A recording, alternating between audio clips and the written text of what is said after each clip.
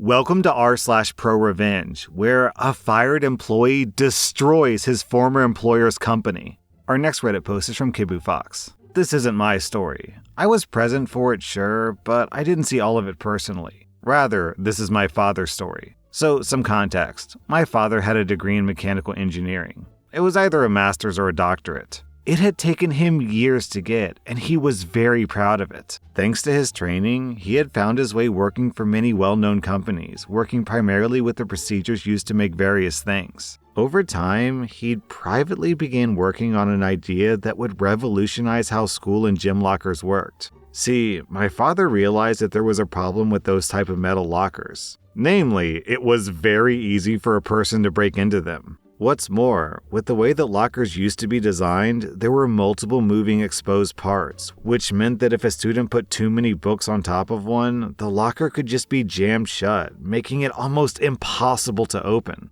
So, for several years, my dad toyed with a number of ideas before hitting on a new design which would solve all these problems. The inner workings of the locker's locking mechanism would be contained within the door in such a way that, 1, it would be impossible for someone to break into, and 2, the entire mechanism would be enclosed, and 3, it was relatively maintenance-free. Now, at this point, my father was the vice president of manufacturing, and apparently there wasn't a clause in his contract that said that if he designed anything while working for the company, then he had to turn that over to them for profit. Dad still approached the company, offering to sell them the design, but they weren't interested. Dad sat on the design for a while before eventually just taking out several patents on them and then forgetting about them. About 6 months after his first attempt at getting the company to buy his patent, the parent company's owner of the board passed away, and the board opted to sell some of their holdings. The company that my dad worked for was part of that. The new owners were young guys who seemed to think that they knew everything, as young business owners always seem to think. They set about changing 99% of the way that things were being done.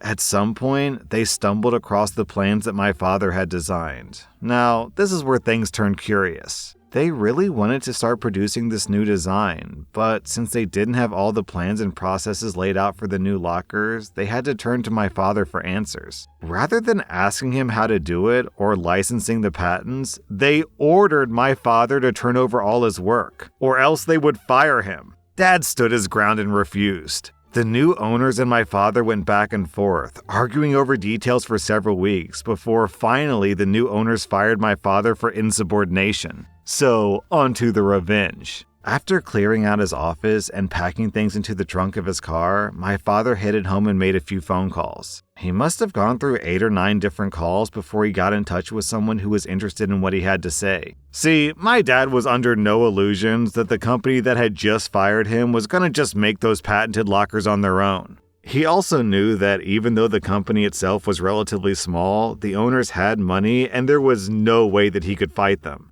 However, a larger company could. So, my father contacted his old employer's major competitors and made them an offer. He eventually set up a meeting with some people, wheeled out the prototype he'd made, explained how everything worked, and noted that his new systems could completely revolutionize the way that lockers were both designed and improve their safety and security. What's more, since he was the only patent holder, then for the next 7 years or so, the company that hired him could be the only company to produce these lockers. The competitor jumped at the chance and bought the patents for both the design and the process. They even paid my dad a substantial consultant fee to go out to their manufacturing site and teach their crews how to make the needed tool and die sets to produce these new lockers. Less than 6 months after the first company had fired my dad, this new competitor was completely destroying my dad's old employer in the market with this new design. And there wasn't a damn thing that the first company could do about it. They did try suing my father, claiming he had stolen their intellectual property, but that case quickly evaporated when they had to admit under oath that they never actually signed a contract with them.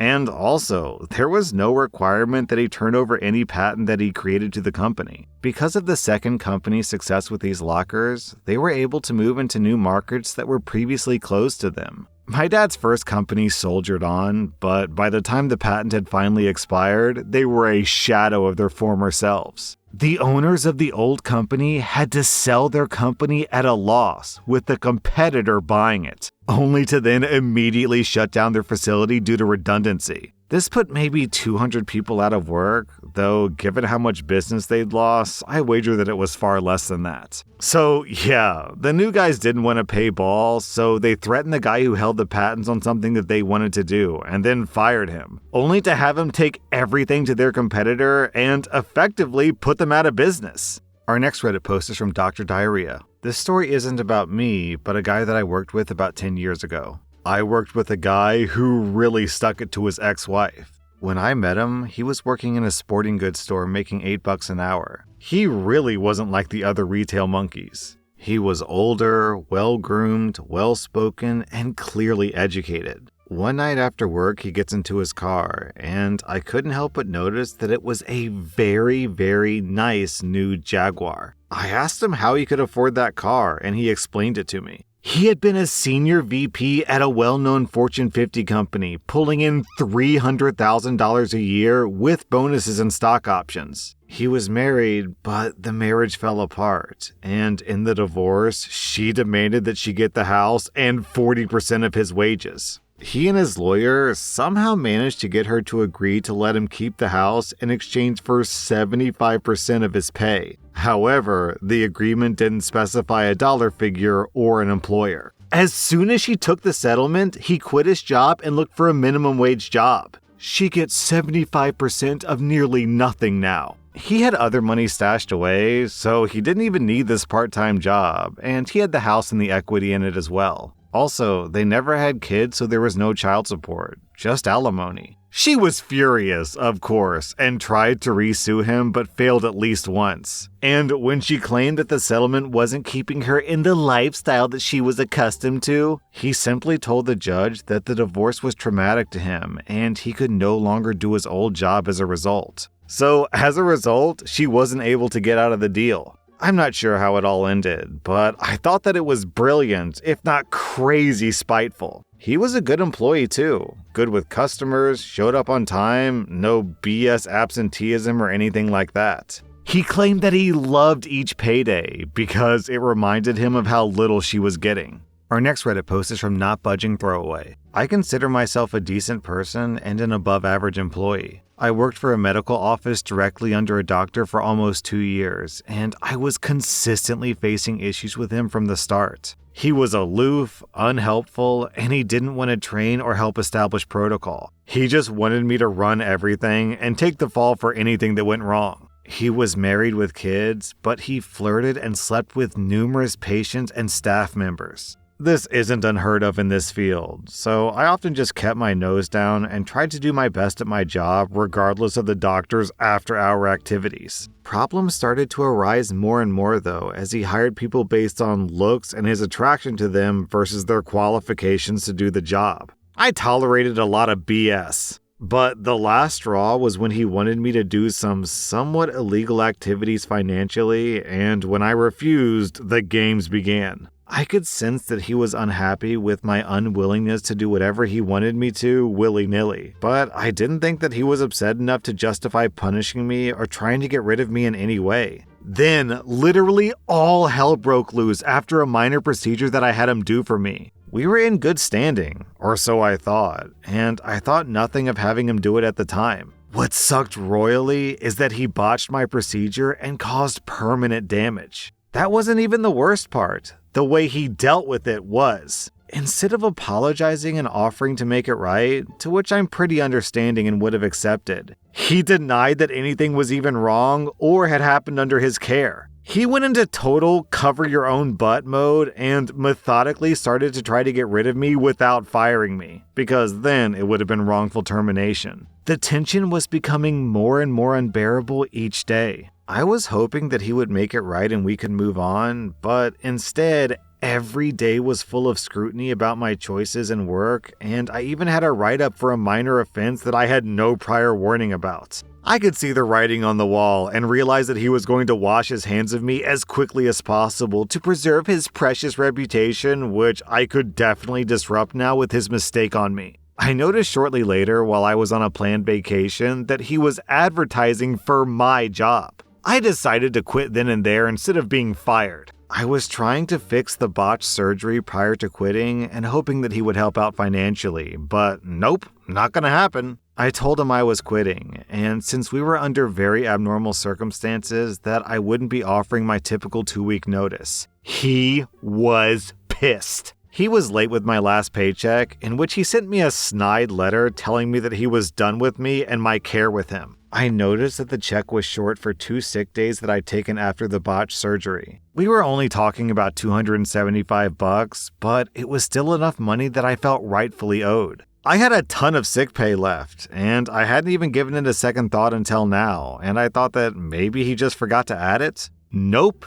He curtly responded saying that I hadn't accumulated enough time to pay for the days. I asked to see proof of that because I knew I had enough time. He changed the accumulation date to another month and said, "Tough luck, I'm not gonna pay." I told him that this was blatantly wrong, and I would have to report it to the labor board if he couldn't show me proof. He just bullied me even further, insisted that he wasn't going to pay, and said, "Tough luck." He even told me to stop contacting him or he would report me for harassment to law enforcement. So I went to the labor board. I brought in my contract and I asked them about numerous questionable offenses. The labor board couldn't believe how many sketchy things that were actually going on. They had me file for each of the offenses, and they said they would send us both a letter letting us know the mediation date. I got the letter in the mail from the labor board, and I almost fell over dead right then and there. What was originally a $275 complaint was now $6,500. I laughed hysterically, and at first, I couldn't believe it. I thought about the doctor receiving the same letter that day, and I just reveled at that thought. Keep in mind that up until this point, the doctor didn't know that I had actually gone to the labor board like I'd promised. He didn't think that I would do it. He thought that he had won up until this point. Mediation day rolls around, and the doctor sits across from me with the mediator there, and the doctor is steaming under the pressure now. We both share our sides of the story. The doctor lied about numerous things, of course. Then we talk separately with the mediator. The mediator explained to me that my case might be hard to prove because it was somewhat he said, she said. The mediator encouraged me to basically take whatever the doctor offers. Before leaving the room with the mediator, I bring up one more thing to her that I was unsure of and didn't ask about before. It involved the doctor not paying me overtime, and the mediator lit up like a damn Christmas tree.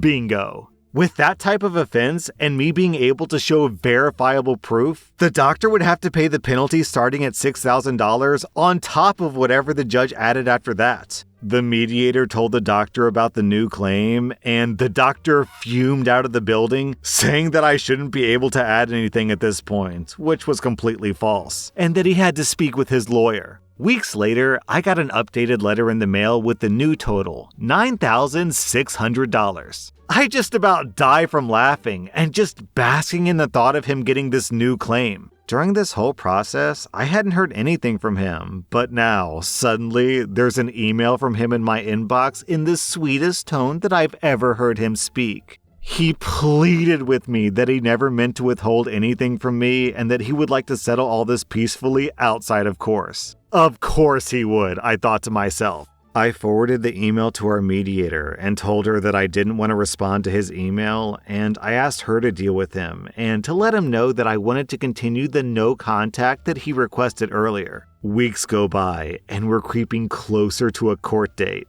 Suddenly, the offer rolls in for $4,000 and he'll settle. I tell the mediator to tell the doctor nope, $6,000. There's silence for another week or two. Then the offer of $5,000 comes in. That was the number I was hoping for, so I waited a couple of days just to shake him up a bit more, and the mediator let him know that I'd accept it. I received the payoff within a week, and then I got to wash my hands of him in the end. He thought that he could cheat me and bully me, as I'm pretty sure that he's gotten away with it in the past. I gave him a swift lesson that could have just cost him $275 to do the right thing. But now I'm going on vacation to Hawaii and will sip a Mai Tai on his dime for trying to take back what I'd rightfully earned and more. OP, that's a great start, but after taking his money in the settlement, now you should hire a lawyer and sue for malpractice for the botched procedure. Because you know what's better than taking a doctor's money? Taking his medical license.